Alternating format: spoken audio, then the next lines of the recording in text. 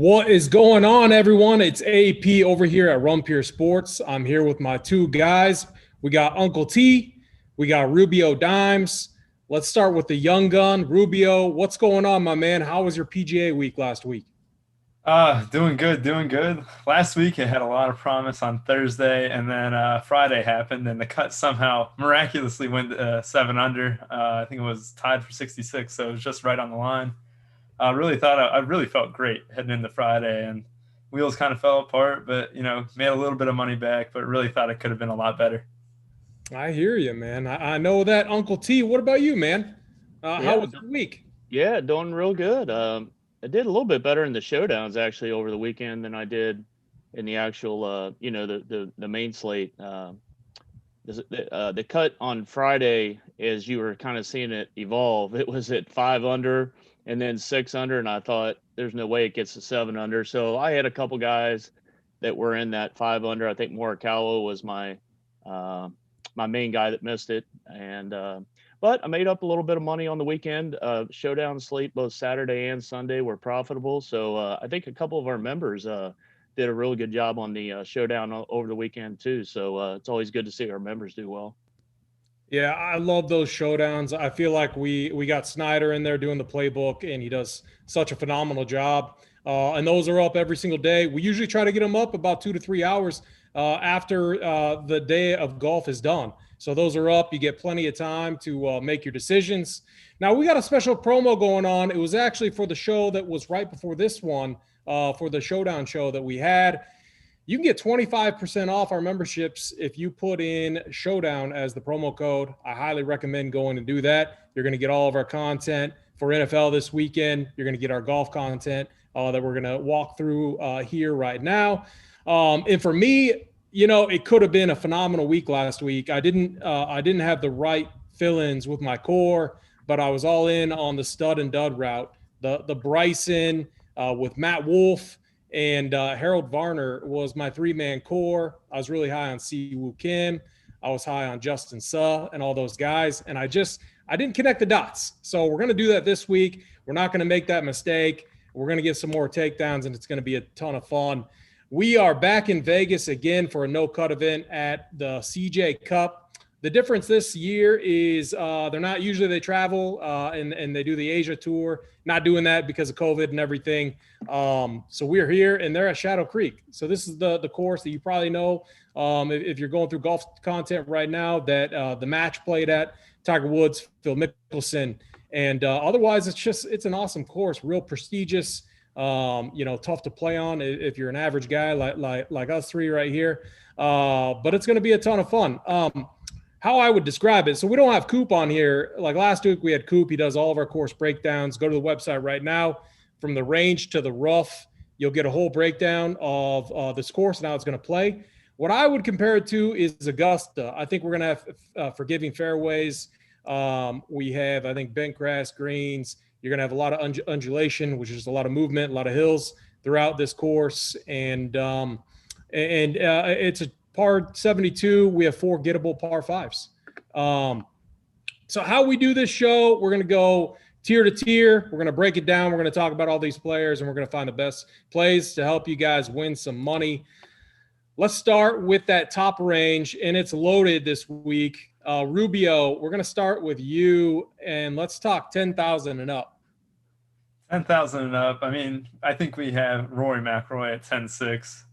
Really big fan of his this week. He checks all the marks, that I'm looking for. And I really think, like you said, we'll see some birdies here. And I always love a guy who can just hit it long, take advantage of 4 par 5s on this course as well.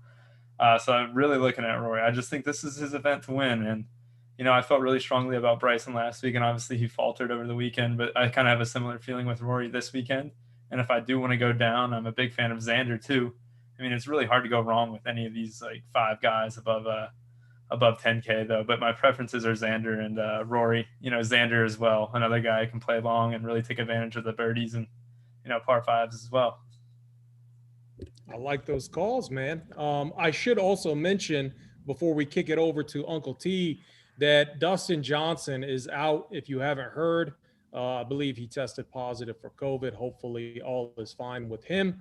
Uncle T, talk to me about this 10K and up range. It's loaded with a lot of guys. Well, one less. I really like Dustin. Dustin Johnson actually holds the course record here. He shot a 65. I think I think that number is going to be broken this week. Talk to me about this range and let me know what you think scoring wise, Uncle T. Yeah, definitely don't play Dustin Johnson. He's definitely out of there. I think one of the things before I get to some of my picks, with a guy like that, he was probably going to be in that somewhere maybe 16, 18% ownership range, at least what he was projected before testing positive. So with him out, naturally, the guys around him are going to draw a little bit more ownership. So for me, I'm a JT guy this week. Clearly, he liked this tournament being played over in Korea, where he's won it 2 of the first 3 years over there in 17 and 19. But his game, and I know AP, you're a fan of him generally as well. I think you and I are probably 2 of his biggest supporters, but his game translates to pretty much any course. And for me, I know he's probably going to be, him and Wolf right now are projected around the same, maybe mid-20s as ownership, but I don't mind that. Again, I think the win equity clearly is there. So for me, JT, my pick to win on one. Well, actually, should I give my pick to win? We do that at the end of the show. I don't mind Rahm all the way. I don't mind Rahm all the way at the top, but I'm actually going to fade Rory, and it's not because I don't like him. It's because, again, you got 5 guys up there. You can't play them all. So I'm going to fade Rory, and I'm going to fade Matt Wolff. Matt Wolff's been playing really well, but now his salary gets elevated for the first time, I think, over 10K. He's up there with the big boys now. He's been playing beautifully. A couple seconds, couple runner-up finishes, last two tournaments. But Xander Schauffele is the other guy in the 10K range I'm going to go to. So for me, Thomas and Schauffele above 10K this week. Yeah, I like that call. And yeah, me and you are definitely 2 of the biggest JT homers. Hopefully he doesn't see this and see Rory back there. Here's what I think is going to happen, guys. This last week at a Birdie Fest event where you have a large field, and it was actually a pretty strong field, but at those type of events, everyone is in play. All of those guys have the ability to win. Now we go to an absolutely loaded field, no cut event. And I just think the cream is going to rise to the top. And I think, I'm pretty confident that one of these guys, 10K and up, are going to win this event. And so for me, when I'm tackling this event in a no-cut event, I need the winner in my lineup. You have to have it, okay? There's no cut, so the edge is reduced, and so you got to have the winner. And so I think it comes from this range. I love the calls that you guys are on. Let me start with Rory and my argument behind playing Rory this week. And what's funny is I was talking to our boy Snyder, and I've been making fun of him forever for playing Rory because Rory has absolutely sucked. And now he's like my favorite play this week. And so when I use a few different tools, and when I'm looking at someone, one thing that I like to look at is I like to look at their ball striking or over a series, like a time period, I'll look at a rolling 50 rounds, 36 rounds, and I want to see some progression to the positive side. And then I also look at putting, which I think is going to be huge this week. With Rory, we saw, if you go back and if you look at his last 50 rounds, he was putting really well. Then up right before he had the baby, he was a disaster on the greens. Now, since he's had the baby, that trend line is actually moving up. And I look at it because my background is in finance. And so I love looking at these little graphs and stuff. And so when you look at Rory, everything is starting to click for him. And I want to be in before he's back on top. And I definitely think he's one of the best players in the world. And I think he's going to be back on top. And I think this is his week. I just, you have so many things going for him. So I'm going to be extremely overweight Rory. I also love Justin Thomas. He's going to be one of those other guys. What's crazy about Justin Thomas is despite how good he's been playing and despite him being world number 1, he's been putting really bad. And so when you think about these greens, you're going to want, ball striking and approach is going to be extremely important. He ranks 3rd in approach in this field. He ranks 4th in ball striking, and he ranks 1st in creating opportunities for himself, which means basically he's putting himself in a position to make birdies and eagles. So those are two things I'm looking really highly at. The other thing that I'm really emphasizing this week is distance. I'm a big believer that distance is always going to give a golfer advantage. Just look at what Bryson's doing right now. And then we have forgiving fairways. And so, yeah, Xander Schauffele, Matt Wolff, I think are both in play. The only guy, and I don't have a good explanation for this. John Rahm is the guy that I keep ending up underweight on. So that's kind of where I'm at in this range. Let's go ahead and rank them since we only have, let's just say our top two guys. Rubio, who are your top two? Top two for me are Rory and then Xander. Love it. Uncle T. I'm going Thomas and Xander. Okay, I'm going Rory and Justin Thomas.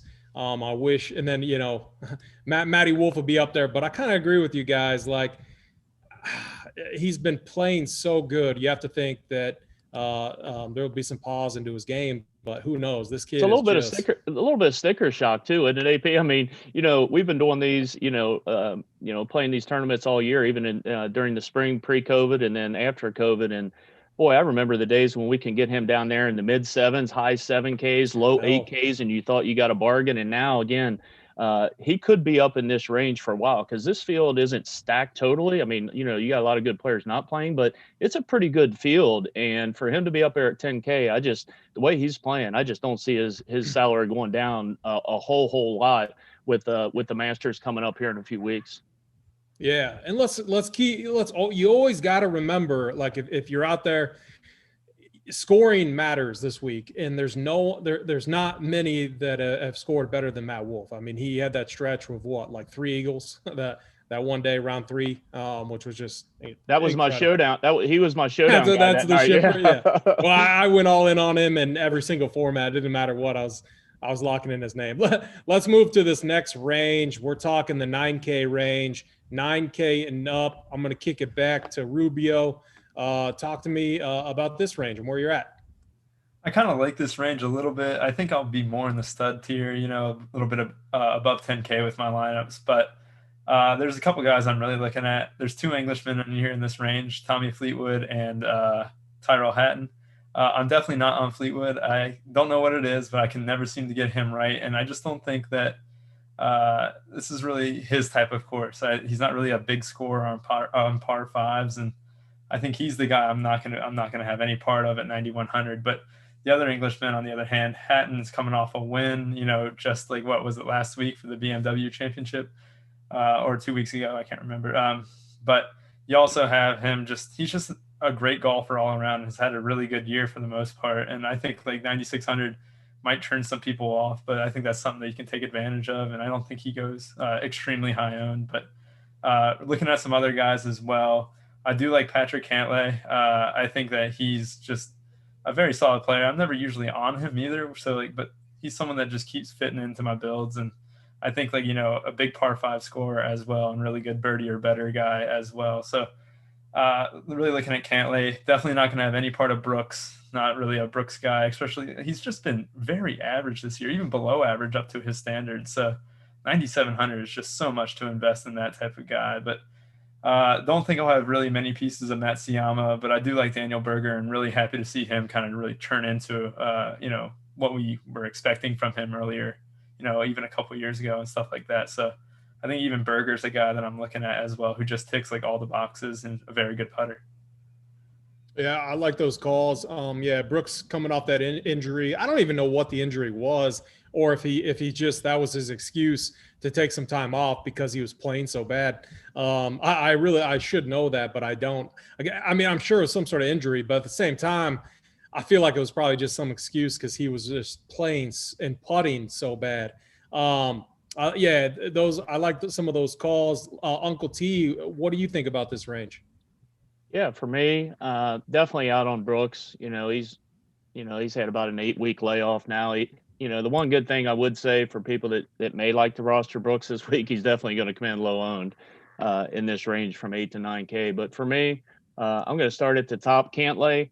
I pretty much play Cantlay a lot. I'm a Cantlay truther. He went through the stretch there, about 2 months ago there where he was starting to struggle a little bit.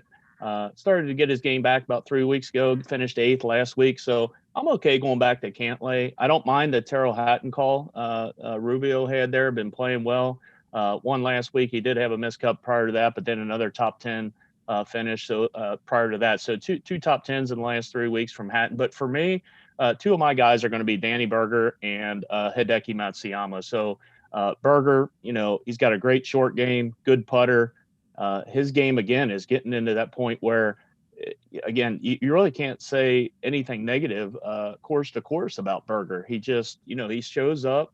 He's got, 4 top 25 finishes in the last 5 outings. So for me, Berger and then Matsuyama, I don't have as much interest with Fleetwood and Hovland. I actually play Fleetwood quite a bit, but just feels like he's got something. I know he had a second place finish a couple weeks ago, but just seems like over here in the States, he's been a little bit off this year, and I'm not quite sure why, because his game is, he's got a really good game, good all-around game, but just a little bit off. So for me in this range, Cantlay, I don't mind the Hatton call, but Berger and Matsuyama I'm going to be overweight on in this range. Yeah, Uncle T, I'm going to sound a lot like you with my plays in this range. So like for me, if I'm extremely overweight on the 10K and up range, it's going to be very difficult for me to have high exposure to this range and the range below that we're going to talk about. It's just, that's a function of roster construction that I'm going to run into, which I'm actually fine with. So let me run through this. I'm not playing Brooks Koepka. I just, he wasn't doing it for me. And I love playing him, but I got to play him at a major. It's a big field, no cut event. Brooks does like to show up in these type of events. I don't trust it, and I don't think we need to go there. I gotta jump to Tony Finau. What we've seen so he had to withdraw for testing positive with COVID. The trend that we've seen is all of these guys who have tested positive for COVID end up playing so bad that first round back. We saw it with Scotty Scheffler where he was just terrible. And so hopefully, I hope Tony Finau bounces back fast, but that's going to be my reasoning for fading him, just coming off of that with the uncertainty there. Otherwise, if you want to play him, he grades out really well in the model that I built. But I think he's going to end up a fade for me since I can't play everyone. So Cantlay, normally I'd like Cantlay. I don't know what to do with him. He had 3 solid rounds of golf last week, and then he was a disaster on approach in round 4. He was terrible. While all these other guys were playing really well, this dude started his round 4 or 5 over, and he could not hit it to within 30 feet, and it wasn't like that he, wasn't in the fairway or anything like that. His irons were just terrible. So I do have some concerns about Cantlay, and where I'm leading is any Cantlay builds. I'd rather just pay 200 more for Matt Wolff. So that's kind of my thought right now. So it's fade Cantlay, fade Koepka, Tyrrell Hatton. Here's the thing, he's not, you could make fun of if you want to, if you don't believe in putting splits, it is what it is. But this dude is just not as good on bent grass, and he's not as good on these greens that have a lot of movement to them. And so that's going to be my reasoning for fading him. Morikawa, fading him again. I think he's a fine play if you like him, but again, you got to make those decisions. I'm fading Finau. Daniel Berger is fine. I agree with everything that you guys said about him. I think he's if I was building my lineups, I don't know if I could fit 2 10K guys and a Daniel Berger in there. I do think I might be able to fit, and he's only 100 less, but Hideki, if I go like Matt Wolff. But in this range, I'm fading a ton of this range. It makes me a little bit nervous, but knowing that I'm going to go with the double stud route, I think I'll be fine, and I'll just be rooting against these guys. The one guy I do like is Hideki Matsuyama. He's been, hitting the ball extremely well right now, one of the best ball strikers on tour. And what I love to see with him, he still sucks at putting, terrible putter, but his approach game is really good right now. He ranks 6th in the field on approach, and I think that's going to be very important this week. Let's go ahead and give our top 2 plays in this range. Rubio, go ahead. All right, and just a real quick note on Finau. I think he had to withdraw because did he? Okay. Yeah. So just a quick note. But for me, it is Cantlay number 1, and then a Burger Hatton number 2. I think I'll go Hatton as my number 2 guy there. Like it. Uncle T? For me, number 1 is going to be Berger, and number 2, Hideki Matsuyama. Awesome.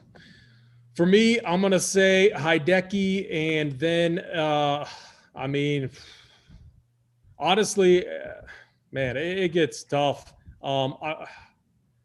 If I had to play one, I think it would honestly be Victor Hovland. I know I didn't talk about him, but it's just a function of roster construction. I think I'm going to fade everyone else. You know, and you got to make these bold calls and bold decisions. You can't play everyone.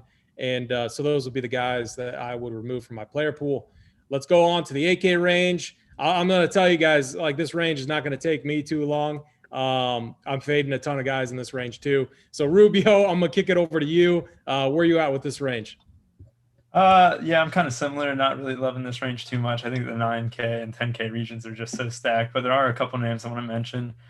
We know how Scotty Scheffler can really, get garner up a lot of birdies and really just be a really good scorer as well. And, big, long hitter that can really kind of, make his mark felt on a long course like this. I guess that 4 par 5s and stuff and take advantage. But you also made the comparison to Augusta earlier, and we have Ricky Fowler at 8,100 who really needs to get his ass in gear because, I remember Coop was mentioning last week he has to get top 50, and that is something that, top 50 in the world that if he wants to qualify. We saw a great first round out of him, and the second round he just, it's just awful. And I think, if this is a course that grades out similar to Augusta, you can see a nice, bargain value for Ricky Fowler at just like 8,100. I don't think we can do it, man. Did you guys? Did you see me and Coop going at it in Discord? If you're not a member, or if you are a member and you're not in Discord, you got to get in there. That's where that's where all the winners are made for sure. But I think I dropped a comment in chat just like saying how Ricky Fowler sucks. And that day Bryson started off like 4 or 5 or 6 over or something like that. And I had said that Bryson had a 4 under floor. Coop strolled right in and just, started trash talking. So it was funny. It was all good times, but I get what you're saying, but I don't know. I think he looked terrible, but he'll be low owned. Hopefully, but I got to respect it though, Rubio, because you're right more often than not. Uncle T, talk to me about this range. Yeah, I'll break the tie on Ricky Fowler. Hard pass for me. I'm actually, no offense to Rubio. He lays out a great support line for taking him for sure. But I'm a guy that plays Fowler a lot, and I've just been burnt so many times the last couple of months on Fowler until I start to see some form. I just can't do it. 2 missed cuts, a 49th, a 49th, the last 4. I just can't do it. Saying he needs to do it and whether he does do it is 2 different things. So I like your points on Fowler, but I'm out on Fowler. And again, similar to AP, this is a range that I'm not going to be, too interested in. There are 2 guys that are catching my eye. Sungjae M, pre-COVID, the guy was on fire. He came back from COVID and struggled quite a bit to find his game, and now he's picked it back up. He's got 3 top 25s, 4 top 30s in his last 4 outings. I think Sungjae M, his game would translate beautifully to this course. And what's weird is, this is usually played over in Korea. He's currently the highest ranked Korean player in the world at number, I think 23 maybe, or 22. So I do like me some Sungjae M. And the other guy, and you guys may disagree with this, but I've been on this guy the last 4 or 5 weeks, and he's just been crushing, is Louis Oosthuizen. He's a guy that rarely comes in very high owned. I think I got him around 10 or 11% this week. But, the knock on Oosthuizen in the past is he just shows up sometimes for the majors or the WGC events. But I tell you what, I don't know what it is, but he has been just consistent as heck the last 4, 5, 6 weeks. And I'm just going to keep going back to him. A T3 at the U.S. Open really, caught my eye, and he's just picked back up, since then. And so I really like me some Louis Oosthuizen. But other than that, I don't like this range at all. So for me, M and Oosthuizen, and that's about it.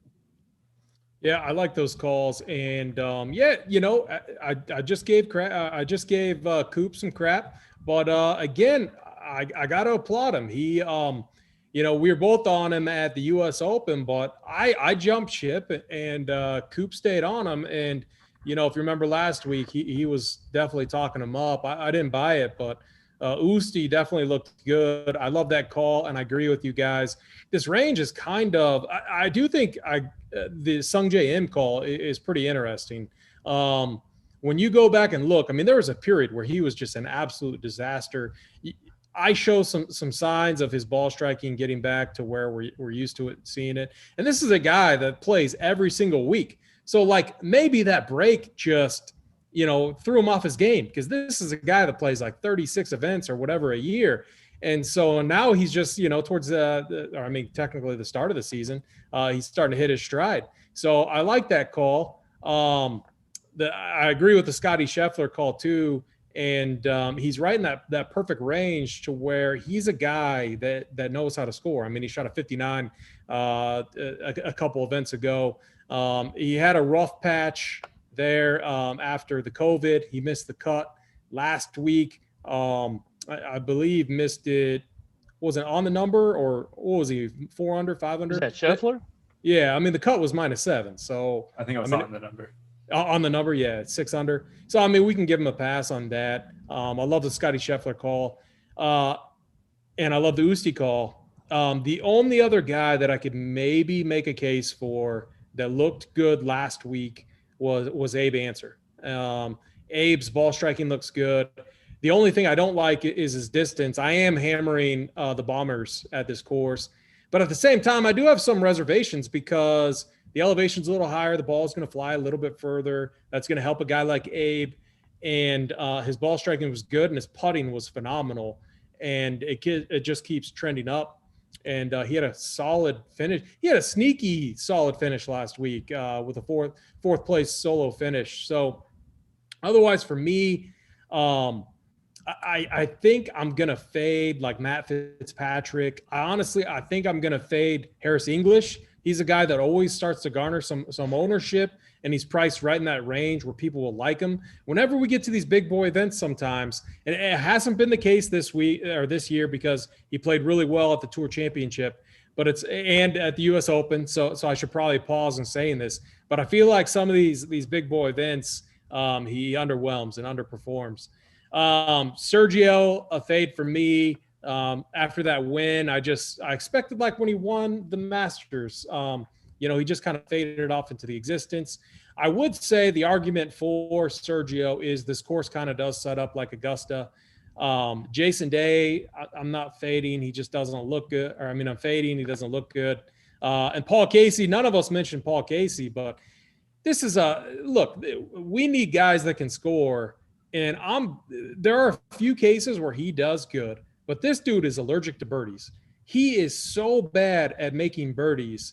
I don't want that. Like, he could finish like 18th or 15th, but his score could suck because he probably will have no bogeys, and he'll average 2 birdies or something, 2 or 3 birdies, a day. He'll finish 9 under, 10 under, maybe to finish the week, but his score is going to suck because he didn't make all the birdies that we need. So that's my reasoning for fading him.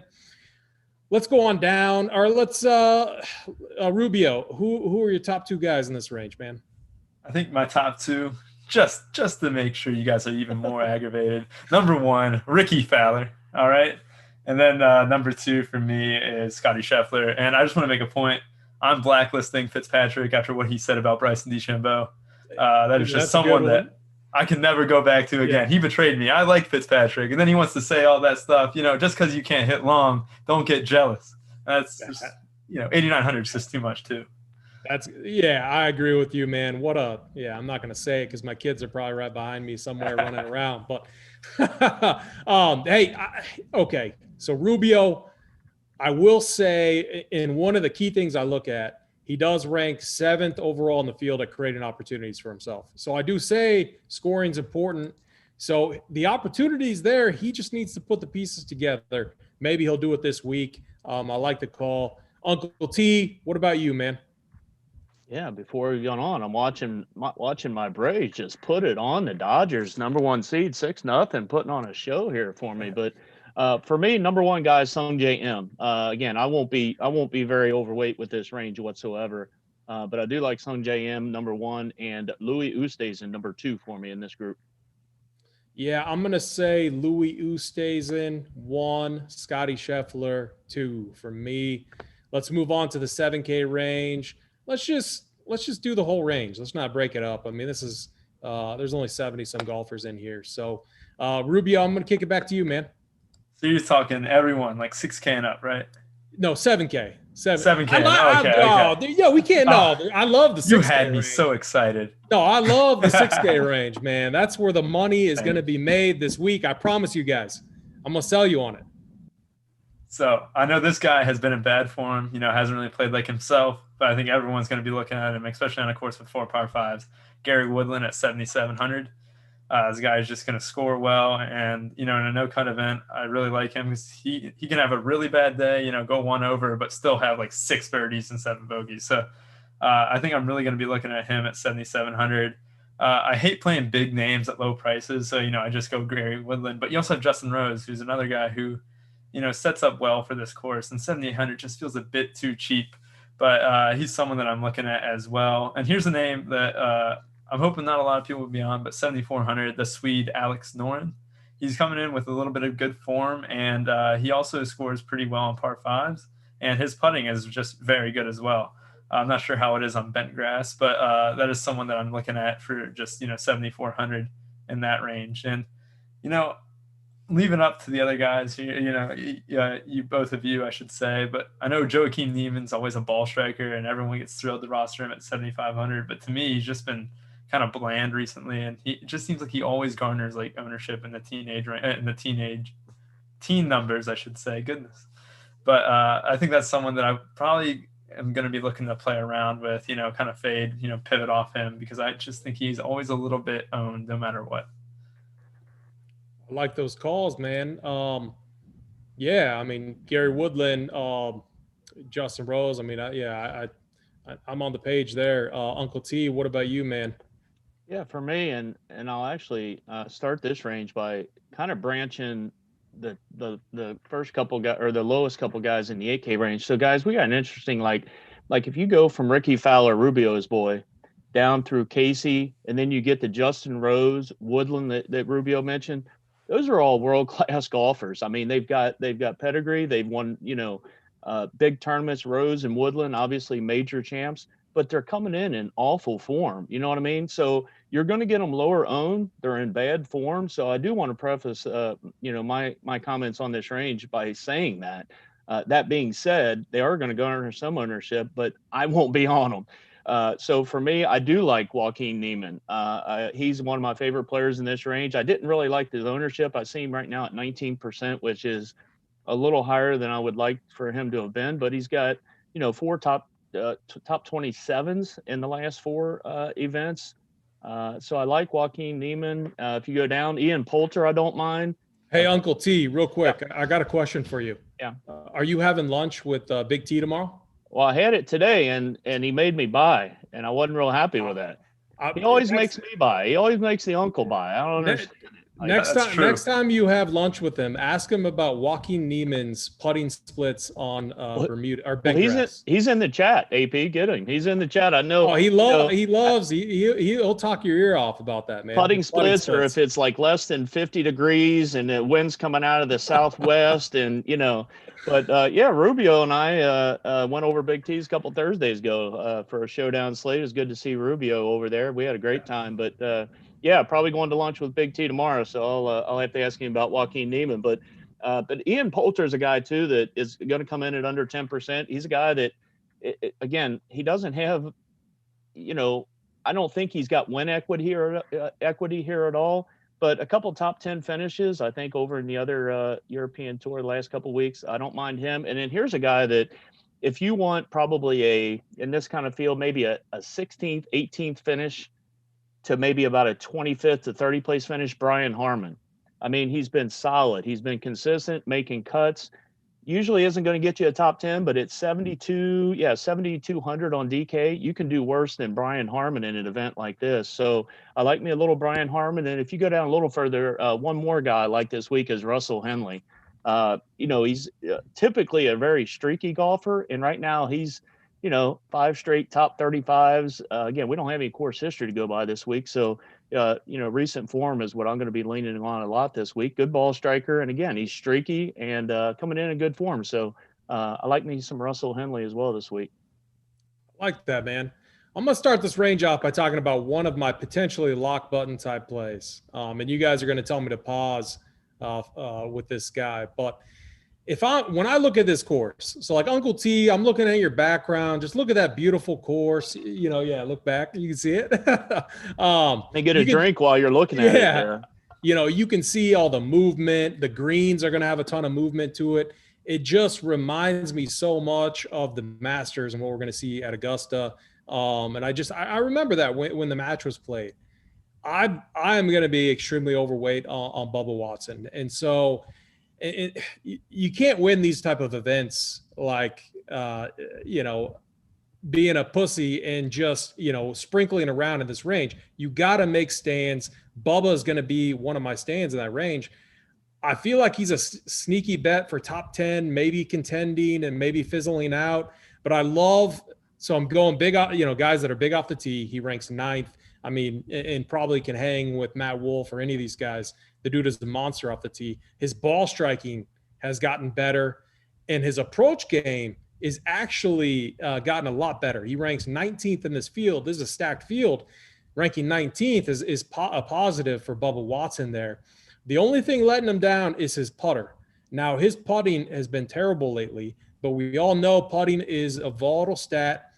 Maybe something happens to where, the greens of Augusta comes back.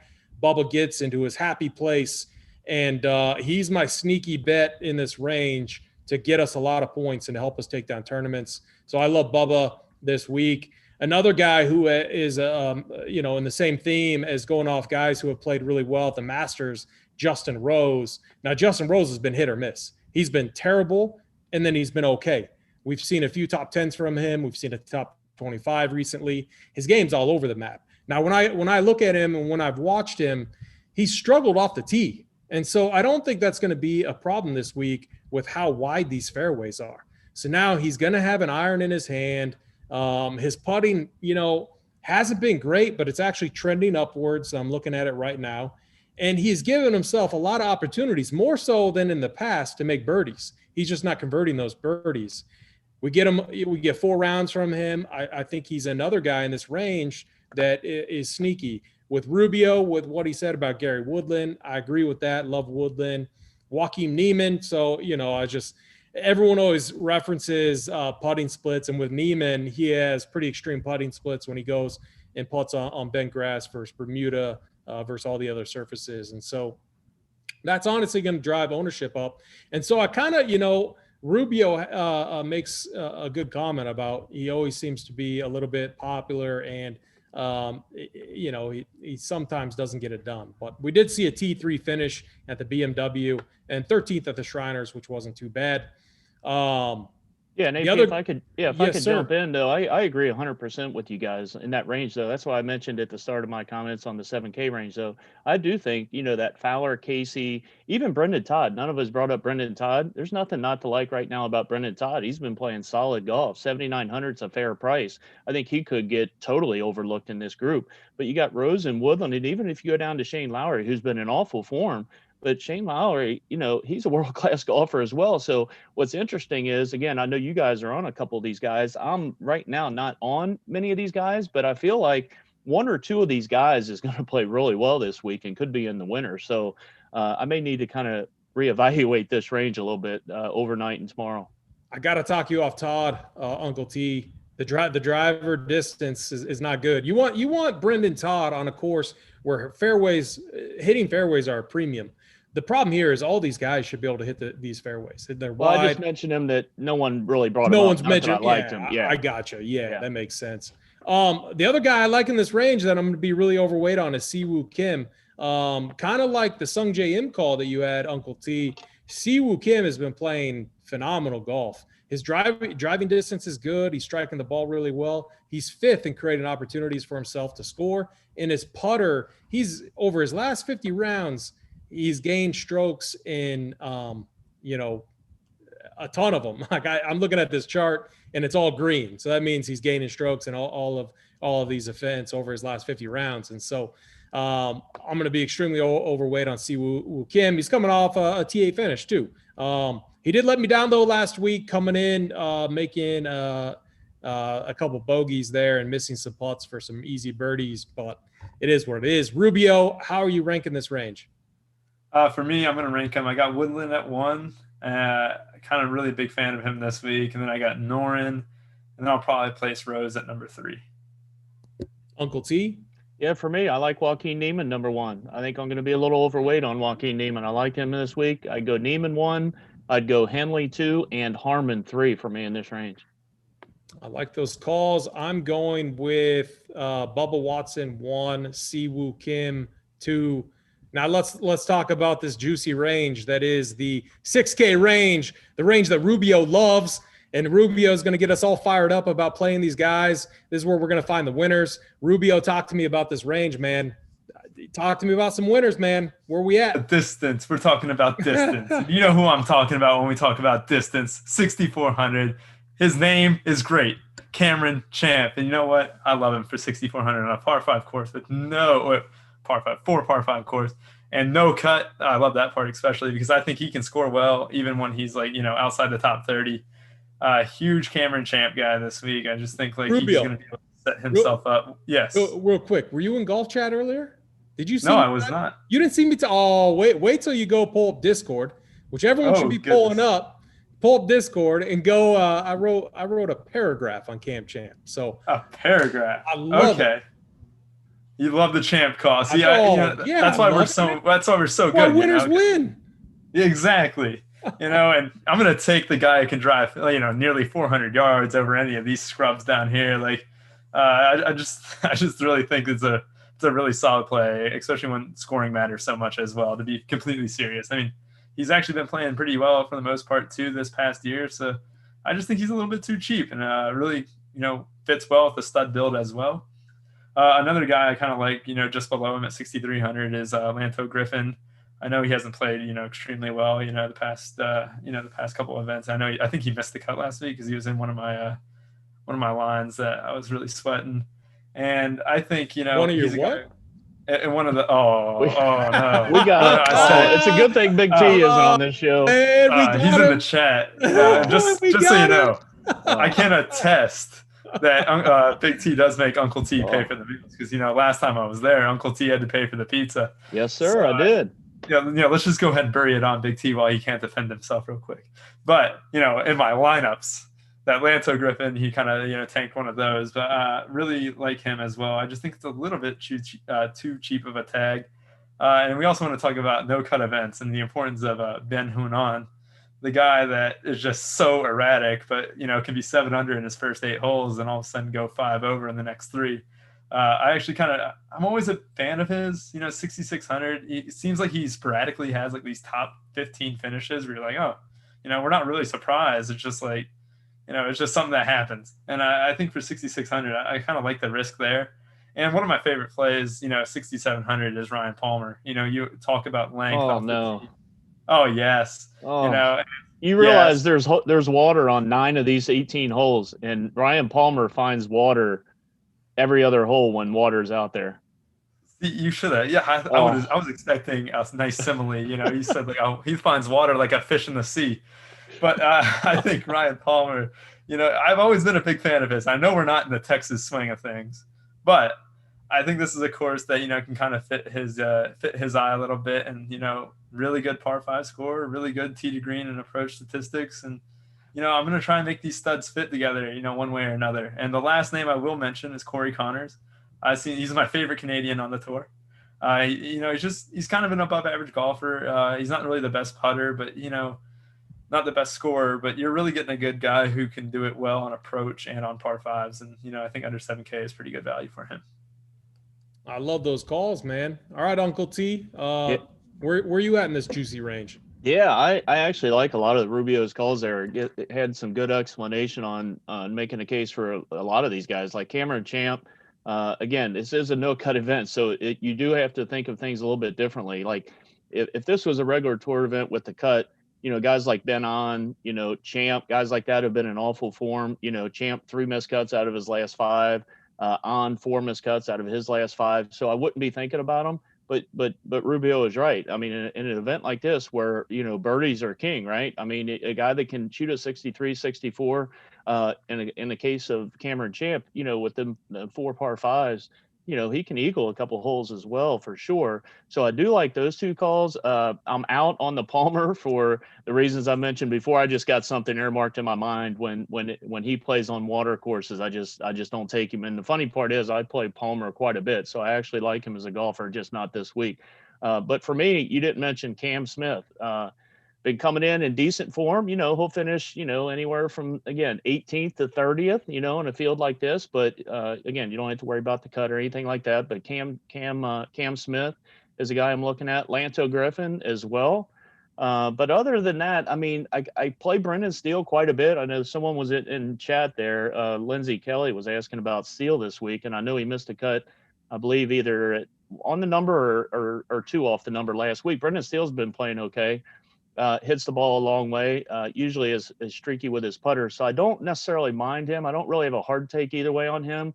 But really, that's about it, AP. To be honest, I'll leave a couple of those guys for you. Actually, I'll mention one more guy, Mackenzie Hughes. He had a miscut a couple weeks ago, but before that, 3 straight top 15s. And then last week was a T3. So, if you're just going on form and not necessarily, again, we don't have a lot of course history, obviously, we just got the course set up. You can do worse than Mac Hughes at 6,800. I like those calls. Yeah, definitely good calls. Yeah, and we'll keep it brief here. But yeah, Cam Champ. This is the guy I'm on there with Rubio. I mean, he ranks, so I'm emphasizing driving distance this week, and he ranks first in the field overall in driving distance. And his ball striking has been incredible as well. The putters let him down. That's my only concern with him. But look, he made, I think, so he played 2 rounds last week, and there's 3 par 5s. So we had 6 par 5s that he had that he was attacking. He birdied 5 of the 6. So like his par 5 scoring is phenomenal. Love Cam Champ, going to be extremely overweight. Brendan Steele's the other guy I really like. If you just look at how he's playing right now, he should not be priced 6,500. I think he's a phenomenal value. I'll be very overweight on Brendan Steele. And look, I got to dumpster dive a little bit. I like my boy Danny Lee, 6,300. He's been driving the ball really well. And what I like is he's scoring really well. So we get 4 rounds out of him unless he withdraws like he did at the U.S. Open. I'll have to go back and look at why. But I don't think it's a big concern here. Got to love, he can make birdies. He creates opportunities, and he's been putting really well. He's one of my Showdown guys, AP. I like the Danny Lee call. I usually play him a lot on the weekends because of what you just mentioned. He can have that round where he'll shoot a 63 or 64 and really help you on a Showdown slate. I like that call. I love it. I love Ryan Palmer. I'm not, we're gonna have to have a little friendly wager. Our first one here on the golf show. I'm gonna have to wager something with this, Ryan. But there's no cut, so it's gonna be hard to make a wager. But we'll think of something. Yeah. My last guy I gotta mention, and then we'll go on to picking our winners. Tyler Duncan, min priced on DraftKings. This dude's not flashy at all. He doesn't hit the ball far, but he hits fairways. His iron game is good. He's a very good ball striker, and he's very good on approach. So I'm definitely going to play around with the idea of playing a Tyler Duncan with a Cam Champ, and I'm going to see how many studs that I can fit into my build. That is definitely going to be a couple routes that I take. Let's go on to our winners. How I always like to do it is the guy you think that's going to win, and then it could be anyone, and then more of a long shot type of play. So, Rubio, who are your winners, man? I really like Rory McIlroy this week to win, but that's too obvious, right? So he'll be my obvious pick, and I think you said a sneaky pick last time. Yep. And just to make you guys even more mad, Ricky Fowler, my sneaky pick. Big Dick Rick. All right. Big Dick Rick. Yeah, for me up top, I'm taking Xander Schauffele. He almost made my background tonight. Xander did. I instead decided to go with the Shadow Creek design, but really like Xander. A win's coming for sure. The guy is, he plays big at big boy golf courses, and really like Xander this week. As far as my long shot, let me go down.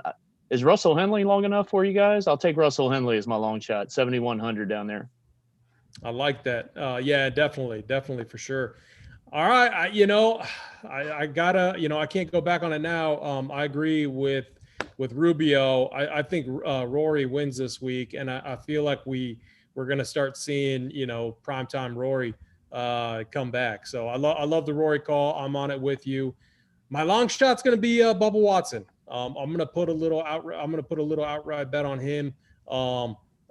The odds are good, and I love how this course sets up. All I hope for is maybe we get him in contention, then we can hedge it out if need be. But yeah, guys, I think we did. Hey, Pete, one more thing. Can I get one more thing in? Yeah, this is for you. You didn't take your well-deserved victory lap to start this show, and I'm disappointed in you.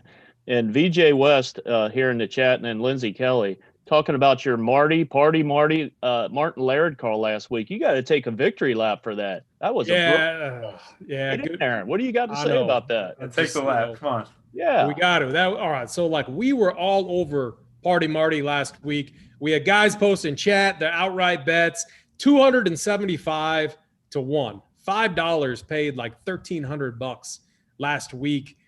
It was just incredible. And here's the thing is he absolutely choked coming in. It was his to win. He gave it away. The guy I said that I was confident that would win was Matt Wolff. I thought him and Bryson were going to be in a playoff. And luckily they weren't, because Bryson just owns Matt Wolff when they're paired together. But man, I thought Matt Wolff was going to win.